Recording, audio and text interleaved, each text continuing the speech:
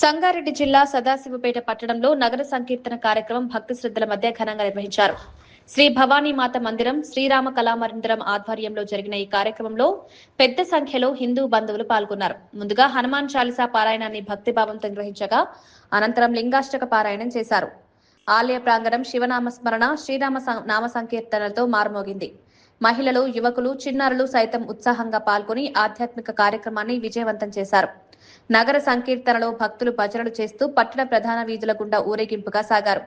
కార్యక్రమం సందర్భంగా దేశం, రాష్ట్రం సుభిక్షంగా ఉండాలని, ప్రజలందరికీ ఆయురారోగ్యాలు, శాంతి సౌభాగ్యాలు కలగాలని ప్రత్యేక ప్రార్థనలు చేశారు.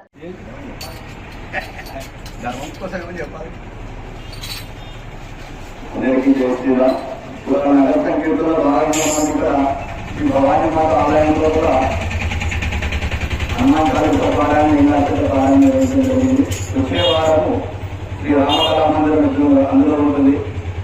అదేవిధంగా రాష్ట్రీయ స్వయం సేవక సంఘ్ ఏదైతే గురు పూజ మహోత్సవం ఉందో అది ఆదివారం 19వ తారీఖు రోజు ఉదయం 10:30కి శ్రీ భక్త సేవా సదనంలో ఉంటుంది. ఉదయం వచ్చే ఆదివారం గురు పూజ మహోత్సవ కార్యక్రమం ఉంటుంది. అదేవిధంగా 20వ తారీఖు రోజు మనందరం కూడా ఎదురు చూస్తున్నటువంటి జగన్నాథ రథయాత్ర ఏదైతే ఉందో అది మన 15 కోట్ల పైన సంవత్సరంలో ప్రారంభించడం జరిగింది. ఈ సంవత్సరం 20వ తారీఖు సోమవారం ఉదయం మధ్యాహ్నం 1 గంటల నుండి ప్రారంభమవుతుంది. దుర్గామాత మందిరం నుండి సదాశివపేట వీధిలో ఉన్న మనం ఇక్కడ బస్వ సేవా సదనంలో సాయంత్రం 6 గంటల వరకు చేరుకుంటాము. అక్కడ మనకి మన మార్గదర్శనం చేయడానికి సురేష్ ప్రభు గారు వస్తున్నారు. కాబట్టి మనందరం కూడా సదాశివపేటలో ఉన్న భక్తులు అందరూ కూడా హైందవ ధర్మం అందరం కూడా ఈ యొక్క కార్యక్రమాల్లో పాల్గొనాలని చెప్పి మనం చేస్తున్నాం. అదేవిధంగా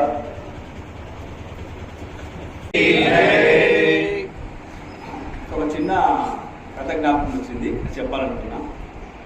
ఎందుకంటే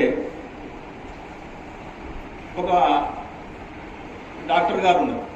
ప్రపంచం లోపల ఆయన చాలా పెద్ద కీర్తి. ఆయన దగ్గర అపాయింట్మెంట్ తీసుకోవాలంటే ఆయన విదేశాల్లో ఉంటాడు. ఆయన దగ్గర అపాయింట్మెంట్ దొరకడమే కష్టం. ఎంతో డబ్బు ఖర్చు చేస్తేనే కానీ ఆయన దొరకడు. అయితే ఆయన ఒకసారి ఇండియాకి వచ్చి ఎక్కడో మీటింగ్ కొరకు అని వెళ్తుంటే ఆయన కార్లో మీటింగ్ వెళ్ళడానికి వెళ్తుంటే రాత్రి అయింది. బాగా వర్షం పడ్డది. వర్షం పడి మొత్తం నీళ్ళు వచ్చేసినాయి. ఇంకా ముందుకు లేదు, పోలేని పరిస్థితి. ఏం చేయాలనే పరిస్థితి వచ్చినప్పుడు ఆయన ఏం చేయలేని పరిస్థితి, అక్కడ ఆగాలి. అప్పుడు పల్లెటూరు వచ్చింది, ఒకటి చిన్న ఊరు.